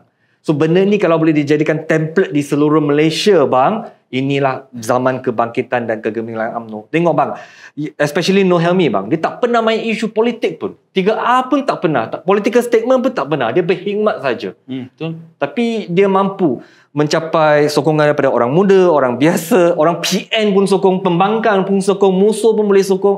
This is a new strategi yang UMNO perlu fikirkan. Dah ada template. Template ini wujud from UMNO, DNA UMNO, hopefully dia dapat diperkembangkan supaya politik-politik lama UMNO tu, politik warlord, politik yang budaya biasa tu, dia boleh dipecahkan dan diganti dengan budaya baru ini yang saya betul-betul harapkan dapat diterjemahkan kepada UMNO di seluruh Malaysia bang. Dari segi bagaimana mereka membuat publicity, dari segi bagaimana mereka menggunakan sistem social media, dari segi bagaimana mereka menguasai TikTok. Orang kata TikTok BN tak menguasai, kerajaan dan ni tak menguasai, PN menguasai, tapi PN yang sehebat-hebatnya mereka pun bang tak dapat menandingi Ahmad Saleh dengan Nur Helmi dari segi TikTok.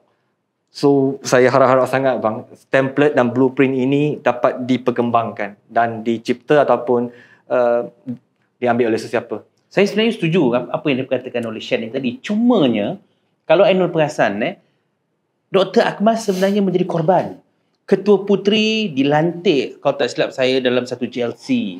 Ketua Wanita dilantik sebagai timbalan menteri. Tapi Dr. Akmal ni tidak dilantik oleh UMNO. Diletak dalam mana-mana GLC. Itu yang saya cakap tadi. Akhirnya tindakan publicity dia ni, adakah memakan diri dia? Saya rasa tentang proses lantikan GLC tu, sama adakah beliau sengaja dipinggirkan ataupun beliau buat semua publicity stunt ni untuk menarik lantikan, itu adalah suatu yang saya rasa kita boleh bahaskan lebih panjang lah. Tapi macam coach selalu stres sama ada Dr. Akmal akan memakan diri. Untuk yang saya risau kalau beliau memakan diri itu satu perkara lain, kita kerisauan. Kita cuma risau bahawa suara-suara Dr. Akmal ni jika dia lebih popular, lebih lantang dan sebagainya, dan lebih menyentuh isu 3R, apa yang saya gusar ialah apabila pembangkang memainkan isu dalam nada yang sama, tapi ada tindakan daripada kerajaan Madani, tetapi Dr. Akmal mendapat special treatment.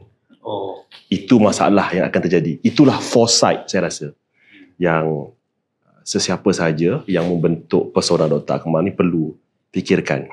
Kerana nampak kerajaan Madani ini betul-betul bertegas dengan isu 3R. Dan ini telah, saya rasa, dimaterialisasikan dalam ucapan yang di-Pertuan Agong sendiri. Mengenai macam mana kalau kita terus memainkan isu 3R ini, dia tidak membantu kepada pemulihan ekonomi negara. Tidak membantu ke arah memulihkan keyakinan pelabur. Tidak membantu ke arah kerajaan perpaduan yang kukuh supaya kita boleh melaksanakan agenda-agenda yang menjadikan Malaysia dan pekerjaan rakyat Malaysia kalis masa hadapan. Jadi apa yang saya risau ialah sekiranya satu lagi insiden macam Bak Kuteh ni, tapi yang lebih kontroversi dan masih lagi dimainkan oleh Ketua Pemuda. Tapi beliau terlepas daripada sebarang tindakan. Tapi bila Perikatan Nasional main, mereka akan kena. Sekarang sudah ada bibit-bibit komplain seperti TikTok mereka digam, seperti mereka banyak macam-macam lah komentar yang dia buat. Tapi di parlimen ini semua mereka ada immunity lah bila buat komen macam ni. Tapi Dr. Akmal buat perjuangan yang sama tapi tak kena apa-apa. Jadi kita tak boleh fikir daripada perspektif sama ada Nurul, ada figura UMNO yang dapat keistimewaan dalam pelantikan agensi. Tapi saya nampak di sini, Dr. Akmal pula ada keistimewaan dalam ruang lingkup di mana dia tidak dikenakan tindakan macam lain. Kalau dalam parlimen pun, sedang dalam parlimen pun Perikatan Nasional tidak dibenarkan berada dalam Dewan, diminta keluar untuk bertenang, digantung dan sebagainya. Kalau isu itu terlalu melampau, ini dalam parlimen yang ada immunity. Jadi yang betul-betul merisaukan saya, Coach menekankan kepada saya, adakah strategi Dr. Akmal akan memakan diri? Saya cuma risau bahawa strategi Dr. Akmal akan memakan perpaduan.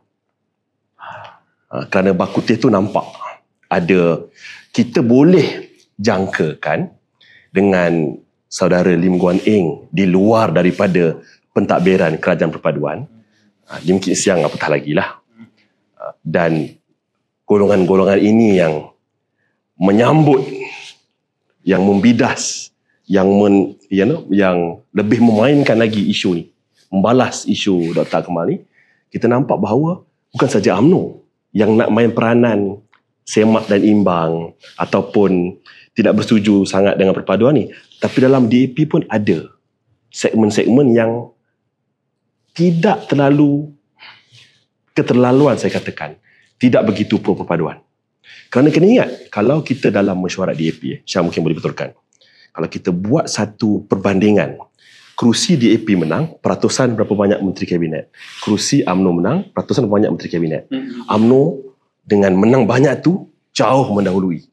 DAP pula menang banyak tu, tapi dikecilkan dalam peranan-peranan yang bukannya kurang penting berbanding DAP 2018 kerajaan Tun Mahathir. Jadi, kita lupa kadang-kadang bahawa dalam DAP pun, dalam usaha Datuk Seri Anwar mengimbangi perpaduan ini, dalam DAP pun ada segmen-segmen yang kata, okay, enough is enough. Kita dah diam terlalu lama. Ni Dr. Akmal dah mula. Jadi dia sambut. Nampak? Tetapi apa yang kesemua pemain-pemain dan aktor-aktor politik ni lupa, bahawa cabaran yang menanti negara terlalu hebat. Saya rasa menyedari itulah Perdana Menteri PMX dan Tok Mak Hassan travel ke luar negara. Presiden UMNO walaupun ada tanggungjawab dan iltizam untuk menjelajah setiap bahagian, masih keluar negara untuk menarik pelabur, menyelesaikan masalah TVET dan sebagainya. Kerana apa? Sebab mereka dapat rasakan kali ini the wind of change is too fast. Sebab semalam diorang bercakap tentang teknologi Internet of Things, next ialah generative AI. Jadi kesemua menteri kabinet menyedari bahawa mereka tak boleh ketinggalan. Okay, put it this way. Last year, analis menjangkakan bahawa industri electric vehicle akan grow kepada hampir trilion ringgit. Tak lama lagi. Kemudian bulan yang sama tahun ni kita dikejutkan bahawa Toyota ada pandangan yang lain terhadap electric vehicle. Terutamanya ada satu video, the comparison, satu electrical vehicle kesan kepada environment dalam bateri dan sebagainya sama macam 33 kenderaan hybrid yang lain. So nampak kat situ. bahawa teknologi berubah begitu pantas. Benda yang dulu hijau, sebenarnya tak berapa hijau. Sebenarnya ada enjin hidrogen dan sebagainya. Ini pengalaman saya dulu, saya pernah bertugas di MITI dan Datuk Seri Mustafa Muhammad assign saya dalam otomotif. Jadi saya mengikuti perkembangan otomotif. Jadi saya nampak bahawa last year kita cakap pasal self-driving cars. Apa yang Menteri Kabinet menyedari bahawa tahun depan mungkin cakap tentang robot-robot yang menggantikan tugas-tugas manusia membina kereta. Dan dalam kepantasan perkembangan teknologi ni, Syah, the last thing, perkara terakhir kita nak ialah pergeseran politik mengenai bak kutih. Is Melaka safe to invest? Kalau saya invest di Melaka, adakah makanan pelbagai jenis disambut oleh orang Melaka? Padahal terkenal dengan jongka wok dan sebagainya. Tiba-tiba ada Melaka cakap pasal makanan warisan ni, kenapa nak makan ini, kenapa bukan makanan itu. Nampak tak?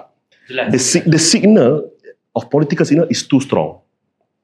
Kalau itulah kita bahaskan, maka saya khawatir kepada anak-anak muda kita lah. Cuma satu point, trademark yang saya dapat simpul rumus daripada apa yang Ainul cakap tadi itu ialah strategi tersebut boleh memakan naratif perpaduan. Realitinya ialah sebenarnya tidak ada satu komunikasi ataupun satu agensi yang betul-betul membawa naratif perpaduan walaupun kita ada Kementerian Perpaduan ataupun Jabatan Perpaduan. Itu yang saya nampak ada loophole dekat situ. Kita pergi pula kepada isu sekolah vernacular kerana ada pihak daripada komuniti dan kaum Cina mempertahankan sekolah vernacular ini kerana sudah berada dalam perjanjian awal pewujudan Tanah Melayu pada ketika itu, dan pada hari ini juga ada satu kumpulan lagi yang mengatakan bahawa sekolah vernacular ini perlu ditransform kepada sekolah kebangsaan, ditukar kepada sekolah hawasan ataupun sebagainya. Jadi kita dengar dulu apa idea Shen dalam mempertahankan sekolah vernacular ni. Saya bukan nak mempertahankan yang topik ni, saya lebih nak berbicara dari hati. Bukan sebab saya nak berbahas ke apa, memang dari hati. Saya nak cerita sedikit sejarah. Saya sebenarnya sampai hari ini orang panggil saya Banana. Saya tak tahu bahasa Mandarin. Cuma saya tahu betul-betul lah, tak tahu membaca dengan menulis. Saya memang dilahirkan dari persekitaran sekolah kebangsaan. Dan lepas tu saya masuk Universiti Malaya untuk Akademi Pengajar Melayu. Dan dulu zaman-zaman muda saya bang, sejak I think ada 15 tahun saya jadi guru tuition untuk bahasa Melayu, subjek bahasa Melayu. So saya juga merupakan salah seorang bukan bekas lah, maksudnya dulu saya memang sangat memperjuangkan bahasa Melayu. Saya masih memperjuangkan sampai hari ini bang. So saya dilihat sebagai seorang Cina yang memiliki jiwa orang Melayu. So dan dulu saya sangat menentang lah kalau ada ahli keluarga saya.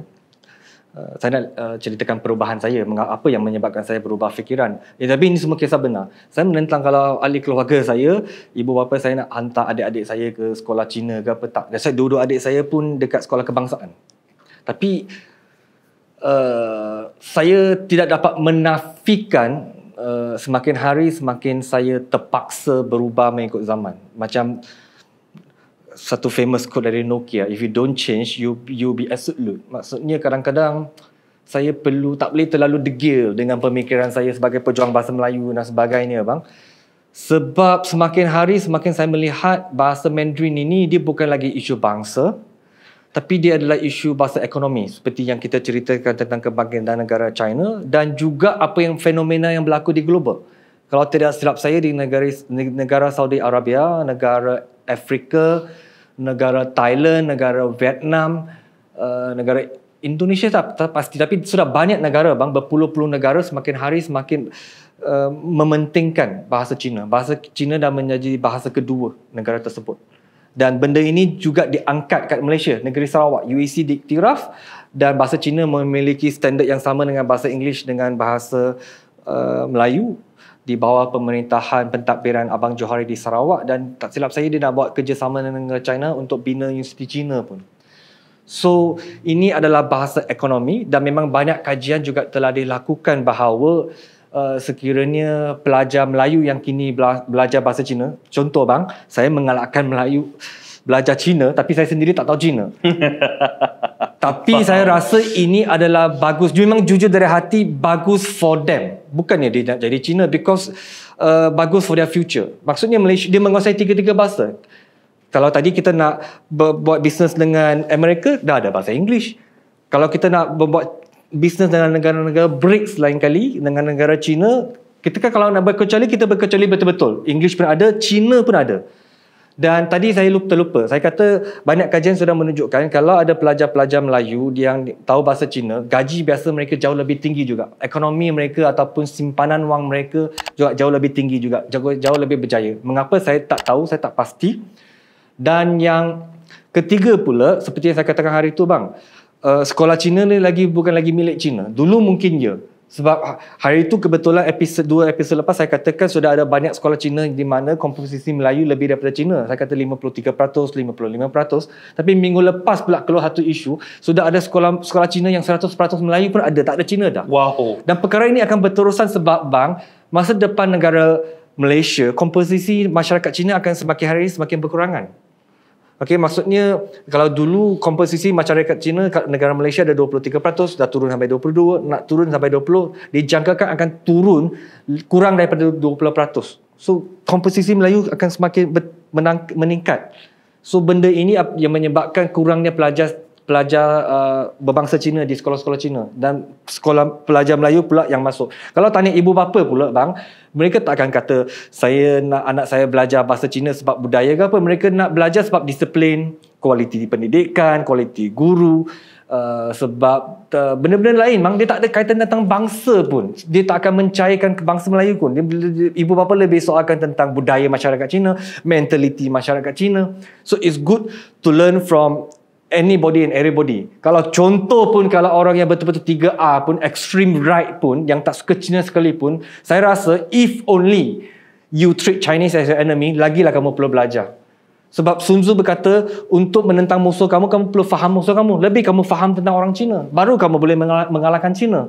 So saya rasa sekolah Cina ini, saya sudah silap zaman muda saya. Saya bang, saya memang pejuang bahasa Melayu bang. Saya juara sajak, juara debat, semua juara syair, pantun, semua pejuang bahasa Melayu. Tapi hari ini saya ketinggalan banyak ilmu-ilmu sebab there is a limit of knowledge dalam bahasa English dengan bahasa Melayu. Saya ni salah satu hobi saya bang, kalau boleh tanya editor ni.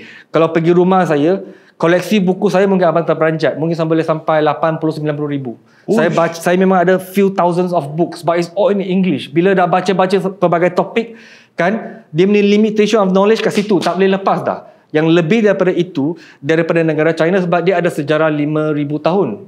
Yang dunia English sejarah 400 tahun.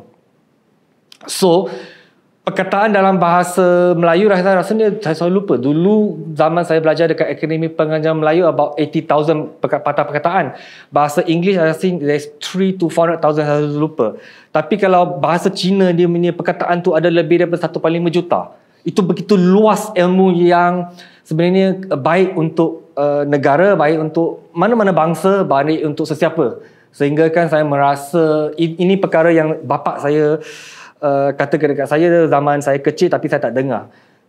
Sebab datuk dengan nenek saya adalah guru besar sekolah Cina yang ajar bahasa Cina. Tak saya untuk sekolah Melayu, tapi untuk zaman saya it's still a win for me, sebab it's a blue ocean. Saya dapat berjaya hari ini sebab that time saya jarang orang nampak kalau Cina boleh fasih berbahasa Melayu, Cina peta bahasa Melayu is an advantage. Sebab saya ajar tuition dulu bang, memang masyuk gila bang. Saya boleh untung sampai 15 sampai 35 ribu sebulan ajar tuition bahasa Melayu aja. Tapi itu zaman dulu bang. Tapi untuk zaman yang akan datang dan zaman sekarang, bahasa ekonomi terbaru saya rasanya adalah bahasa China, dan tak rugi untuk belajar an additional language. Saya rasa tak ada isu perpaduan sebab ada banyak sekolah yang komposisinya Melayu lebih daripada Cina dah. So dia lebih mewakili lebih multiracial pun. Contoh yang sekolah saya tunjuk hari itu, sekolah Toyu atau Toyen dekat Semenyih ni, 55% Melayu, 30% Cina, 20% India. Exactly macam komposisi masyarakat Malaysia. So orang kenapa lagi kita nak politik kan isu ini, saya tak tahu bang. Ini pandangan saya. Itulah rugi juga. Saya tahu bahasa Cina 3 je. San, Se, itu je lah. So macam mana saudara Ainul, kerana ini adalah peluang UMNO, dalam persidangan UMNO, dalam Kongres banyak membicarakan tentang idea ataupun cadangan sudah tiba masanya sekolah vernacular ini Sorry, saya nak sampuk je. Kebetulan abang kata KEB kan. Wahid Omar ke Abdul Wahid nama dia? Wahid Omar. Dia dalam kongres itu pun dia mengalakkan orang Melayu untuk belajar bahasa Cina. Itu saja komen saya. Macam mana Ainul? Okay. Coach, ada beberapa kita orang putih sebut, bukan kita orang putih lah, ada orang putih sebut falasi dalam argument ni, dalam hujah ni. Tadi saya betul-betul ada pandangan berbeza dengan Dr. Akmal. Kali ini saya sejajar dengan beliau dan Exco Fikran Hamshi dalam sekolah vernacular. Pertamanya mari kita orang putih sebut unpick argument ni satu persatu. Yang pertamanya, orang yang tahu bahasa Cina pun tak akan baca buku selama 5,000 tahun. Dia tak akan baca. Nombor dua ialah, ini bukan mengenai belajar bahasa asing atau bahasa Cina. Di sekolah menengah agama persekutuan pun kita ada kelas bahasa Mandarin. Yang ketiganya, kita perlu ingat bahawa persoalan sekolah vernacular yang dilontarkan pemuda UMNO pada hari ini, dia bukannya berkaitan dengan penguasaan bahasa asing. Jadi, semua poin tentang Datuk Wahid Omar yang mencadangkan bahawa dasar Bumiputra di sektor awam juga dibuat di sektor swasta, di mana kajian menunjukkan bahawa pekerja mahir Bumiputra separuh mahir dan kurang mahir secara puratanya dibayar lebih rendah berbanding bukan Bumiputra. Jadi maksudnya kalau Bumiputra ada polisi di sektor awam, swasta pun kena ada. Itu Wahid Omar yang minta. Jadi dia bukan berdasarkan bahawa penguasaan bahasa. Tetapi sudut pandang Dr. Akmal dengan Fikran Hamshi ini, dia lebih kepada perpaduan. Dan walaupun benda ini tersentuh oleh saudara SYA tadi, yang memang begitu terkenal dengan perjuangan bahasa Melayu beliau. Tapi saya suka untuk menyingkap balik bahawa kalau sekolah vernacular ini begitu berkualiti dan begitu hebat, maka kita buat semua sekolah vernacular lah. Semua sekolah kebangsaan jadi sekolah jenis kebangsaan lah. Betul tak? Kita nak pendidikan berkualiti. Dan ibu bapa makin ramai memilih sekolah jenis kebangsaan. Kenapa kita tak bagi semua sekolah kebangsaan jadi sekolah jenis kebangsaan? Sebab pilihan ibu bapa yang merasakan bahawa sekolah jenis kebangsaan ini menawarkan pendidikan lebih berkualiti. Dan saya tak nak berhujah menentang pandangan itu. Tetapi hakikatnya di sini ialah pada tahun 1960, ketika itu Bumiputra, termasuk Bumiputra bukan Islam, dalam 50.3% daripada peratusan pengundi in 1960, sebelum kajian dalam Kongres kajian kertas kerja Kongres Ekonomi Putra yang pertama.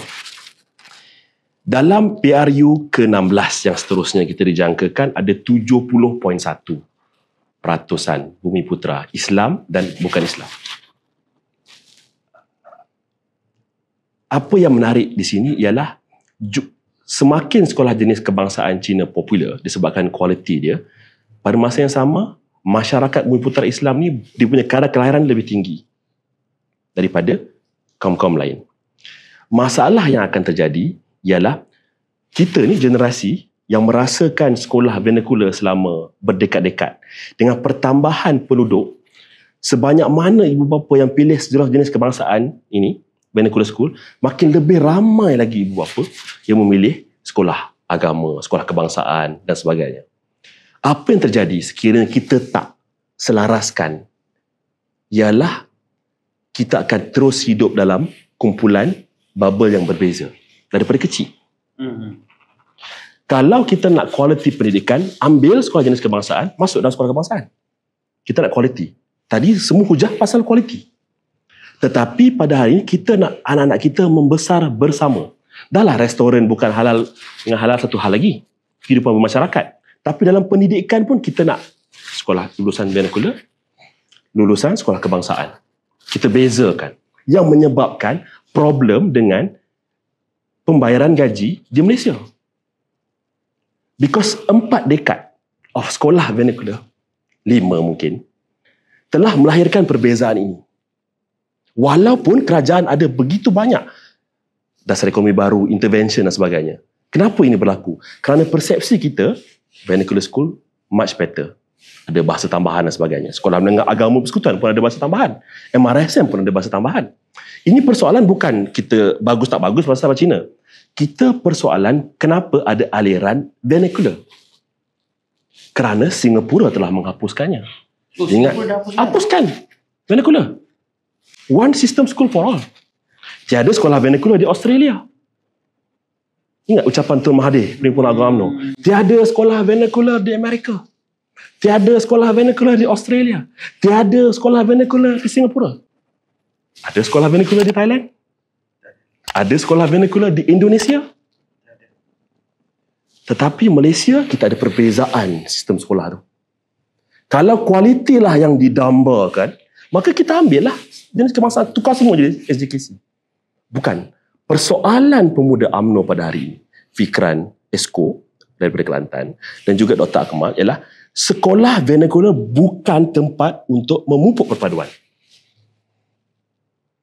Kerana perbezaan itu. Kena ingat ibu bapa China, ibu bapa berbangsa Cina, saya puji. Dia punya invest dalam pendidikan terlalu hebat. Pergi sekolah jenjang kebangsaan, papan hitam emas. Siapa yang melabur? Siapa yang menderma? Lagi besar, lagi hebat. Adakah ini berlaku di sekolah kebangsaan? Jadi dari segi perbezaan sumber, mesti ingat sekolah jenjang kebangsaan Cina juga ada bantuan kerajaan. Ada persendirian, ada bantuan kerajaan. Perbezaan sumber itu terlalu tinggi. Malah sekolah anak saya sendiri, India mungkin 3 orang dalam kelas. Seluruh batch tu seorang je berbangsa Cina. Semua pergi berhimpit-himpit di sekolah vernacular. Menafikan sumber-sumber yang sekolah kebangsaan boleh nikmati. Kita perlukan percampuran ini, tuan-tuan. Kita perlukan. Biar ibu bapa Cina yang begitu hebat dan begitu bagus mementingkan pelaburan anak-anak bercampur dan melabur di sekolah kebangsaan. Faham. Sebab itulah saya setuju Dr. Akmal dengan Esko Fikran 100%. If it's about quality, ambil sistem tu masuk sekolah kebangsaan. Sebab itu Dr. Akmal ada petikaikan tentang perbandingan antara bajet sekolah tahfiz dengan sekolah jenis kebangsaan. Ya. Jadi saya rasa penguasaan bahasa, nak belajar kitab ratusan tahun, itu semua bukan persoalannya. Di sekolah rendah dia tidak akan belajar kedua-dua tu. Dan saya dah bagi tahu tadi, penguasaan bahasa ketiga, keempat, kelima, Arab ke, Mandarin ke, Jepun ke, Hindi ke, ada ditawarkan di sekolah-sekolah lain. Persoalannya pada hari ini, kita Malaysia semakin in 4 years, walaupun intervention kerajaan, bukan saja ekonomi putra, belum sampai ke sasaran, tetapi perpaduan kita. Dulu Barisan Nasional menikmati sizable. Kerajaan dapat mandat yang agak baik daripada masyarakat, bukan Bumi Putra. Makin lama mandat itu makin mengecil.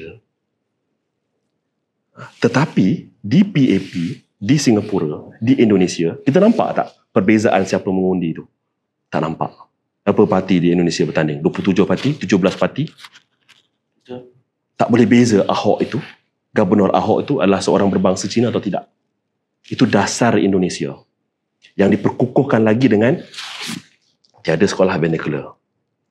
Bagi saya, konsep sekolah vernacular ialah tiang utama yang benar-benar menghalang perpaduan. Jadi Shan, isu di sekarang ini ialah sekolah vernacular ni dia seolah-olah menghalang perpaduan ni tadi. Perpaduan ni isu dia. Ya dan tidak, sebab saudara Aino cuba menggambarkan seolah-olah keseluruhan masalah perpaduan yang berlaku di negara Malaysia adalah disebabkan oleh perbezaan sekolah. Itu yang pertama. Kalau itu benar, takkan 60 tahun kita merdeka bang. Hari ini kita semua bersatu padu aja, itu yang pertama. Yang kedua, inilah kelebihan zaman Barisan Nasional dahulu bang. Apabila mereka membenarkan kewujudan sekolah vernacular. Dan betul fakta dia. Sebab zaman dulu saya sangat stres. Sebab dulu saya juga berdebat dengan orang-orang DAP bang. Betul. Apabila mereka menuduh kononnya UMNO, kononnya MCA, anti sekolah vernacular atau tidak buat cukup baik. Sedangkan hujah saya pada ketika itu ia tepat dengan fakta yang ditunjukkan. Malaysia is the only country in the entire world yang ada 2 education system. Kebangsaan dengan vernacular. Negara lain memang tak ada. Dan yang ketiga, keunikan perpaduan itu kita perlu takrifkan dengan lebih mendalam bang. Kita tak boleh ambil contoh Thailand, Indonesia dan sebagainya sebab mereka adalah berkaitan tentang perpaduan asimilasi. Yang kat Malaysia ni, kalau kita ambil konsep Barisan Nasional sekalipun, kita adalah konsep tentang politik integrasi. Sebab kita tak boleh ambil sekolah Cina kalau campur seperti yang dikatakan oleh Abang Ahmad Amun tadi. Kalau macam tu bang, tak perlu UMNO. UMNO campur dengan MCA, MIC je lah, senang Barisan Nasional. Lebih bersatu padu.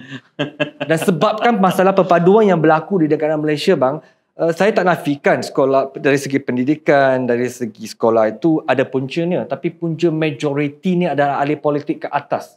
Tanya je lah mana-mana rakyat kat luar bang. Ahli politik yang memecahkan belakan kita.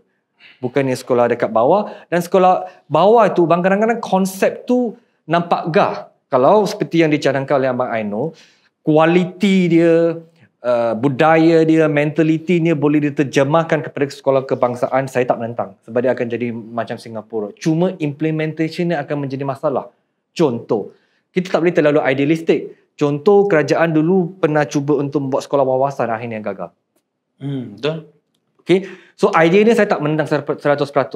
Maksudnya kalau betul idea Abang Aino tu, dia boleh seragamkan, boleh pastikan ada kualiti, boleh pastikan semua kelebihan yang ada dekat sekolah vernacular ini untuk dijadikan satu sistem macam negara Singapura di mana mereka terkenal sebagai good quality education system, saya tak ada masalah bang. Sebab sekarang yang kita fikirkan tentang adalah kualiti budaya dan sebagainya. Dan cadangan dia juga tepat dan baik sebab saya rasa untuk masa depan bang, sekolah vernacular ke memang akan secara semula jadi semakin hari semakin berkurangan. Sebab statistik ni memang baru keluar bulan lepas saja. Sebab populasi bukan Melayu itu Cina dan India semakin hari semakin berkurangan. That is why ada banyak kawasan di mana Melayu melebihi Cina. Sampai 100% pun ada. So benda ni jadi trend dah. So walaupun kita tak terus pertahankan sekolah Cina ataupun vernacular, when it reach a time tu, dia memang akan pupus ataupun berkurangan semakin lama. Sebab benda ini dekat negara Malaysia, kita fertility rate. Maksudnya, setiap orang Cina tu, kalau tak silap saya kan, dia fertility dia 1.3 aja orang. Maksudnya seseorang dia melahir anak. Orang Melayu pun semakin berkurangan. 1.8, orang India pun ada 1.3. So makin lama kita makin kurang produce, yang muda akan lebih kurang daripada yang tua. So in the end tu, dia punya supply less than demand. Maksudnya, contoh kalau tempat ini adalah sekolah, tapi tak cukup pelajar. So memang secara automatik akan mati. That is why bulan lepas ada seorang MP daripada DAP ke Pakatan, saya selalu lupa. Dia kata masa depan sekolah vernacular terancam. Tapi bukan diancam oleh orang politik. Dia diancam oleh supply dan demand. So kalau idea Abang Aino tu kita boleh pertimbangkan bagaimana nak buat. Boleh jamin kualiti, guru-guru yang hebat kita masukkan, kita gabungkan. Cuma pelaksanaan tu lah. Kalau betul-betul kita boleh fikirkan, but we don't rush because this thing will take 5-10 years time. Tapi you can plan from now. Kalau idea itu saya tak menentang.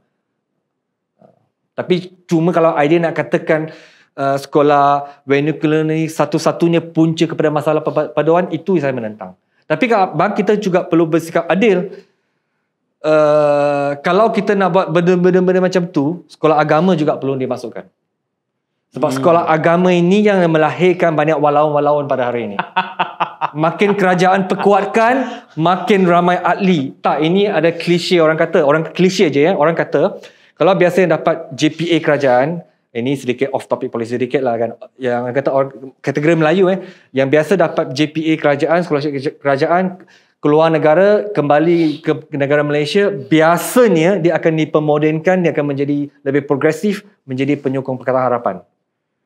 Tapi kalau yang wujud dari sekolah agama ini, biasanya dia akan menjadi ahli PAS. yang ini, so UMNO, end of the day, dia tak ada sekolah yang akan mewujudkan ahli UMNO. Ini yang biasa orang kata lah kan. You go overseas, you come back, you are more liberal, more progressive, you support PH. So UMNO ni support banyak sekolah agama, you membantu melahirkan ahli-ahli PAS. Tapi untuk diri sendiri kamu checkmate. Betul. Itulah Inilah kedinamikan Cakap Hub. Kita ada sedikit orang cakap debat dalam sesi Cakap Hub kali ini. Kalau boleh, perdebatan sekolah Bendikula ini boleh disaksikan oleh YB Fadrina sebagai Menteri Pendidikan kita. Boleh mendengar pro and con dalam kita berdebat. Jadi kita pergi kepada soalan terakhir kerana masa sangat mencemburui kita. Kita ada seorang pakar undang-undang, juga seorang peguam. Ada yang bertanya kepada kita tentang isu khalwat dan tangkap basah daripada pejabat agama, tak lain tak bukan Alif Aziz. Saya pun sebut kena baca hati. Ada Alif Syukri, ada Alif Sata, macam-macam Alif ni. Jadi di manakah sebenarnya hak privasi seseorang itu? Adakah boleh dipecah masuk rumahnya, boleh diganggu-gugat seperti itu? Bagaimana daripada sudut perundangan, Eno? Okey. Jadi pertamanya saya tanya soalan kepada coach. Ini Alif Aziz Gegar Berganza ke ataupun Alif Aziz yang lain? Alif Aziz GV Gegar Berganza. Mak saya minat tu. Okey. Dia ramai peminat, betul? Okey, saya kena berterus terang. Yang pertamanya ialah saya tiada kelulusan dalam undang-undang syariah. Dan undang-undang syariah ni kod dia seperti yang kita tengok kes Nek Elin baru-baru ni cukup berbeza daripada satu negeri ke satu negeri yang lain. Saya cuma pernah membantu rakan guaman dalam kes syariah di Negeri Sembilan. Tapi itu pun saya tidak ada lesen. Basically ada tauliah, macam tertauliah jugalah. Betul. Jadi untuk mengulas kes Alif Aziz dan Rohainis ni, kita perlu mengetahui setiap segenap lapisan fakta lah. Dan maklumat yang saya terlintas di FYP saya, di timeline dan newsfeed ialah saya cuma nampak Rohainis ni didukung oleh isteri Alif Aziz. Jadi hubungan mereka baik. Dari segi perundangan, saya fikirkan dalam hal ni kita kena tengok siapa penguat kuasa dia. Kemudian kita tengok undang-undang yang memberikan dia penguat kuasa tu mandat. Jawi, Jais. Dia ada ada perbezaan di sini. Saya rasa, tapi selalunya menurut pandangan sempit, ini sikit benda panas lah. Serbuan ini tak akan berlaku kalau tiada laporan. Okey, faham. Maksudnya Jawi ke, Jais ke, Maiz ke, dia tidak berpusing putar di setiap kondominium mewah ataupun di hotel-hotel murah seluruh negara untuk mencari mangsa. Tidak. Betul juga. Maknanya ada orang report. Betul.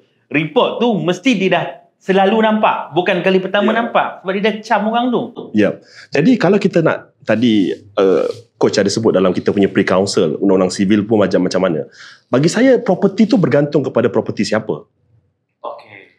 Dan kalau kita tengok hotel-hotel yang 5 bintang, tidak segan silu mempertahankan dia punya Privacy. hak-hak mereka. Tapi perlu diingat, mereka mempertahankan hak dan privasi mereka. Mereka tidak juga melihat Jais berputar-putar di hotel-hotel mewah 5 bintang di seluruh negara mencari mangsa. Benar tak? Jadi di sini memang nampak seperti ada satu elemen di mana ada elemen yang mengadu. Dan di sini mengikut perundangan dan hak harta kepada Rohainis ataupun Alif Aziz, dia tak nak buka lagi 5 hari pun tak ada masalah. Tak pernah lagi. Dan juga tiada juga kes penguatkuasa agama meruntuhkan pintu. Betul tu. Jadi tak buka 3 jam tu dah satu kontroversi yang cukup sedap kita baca dan dengar.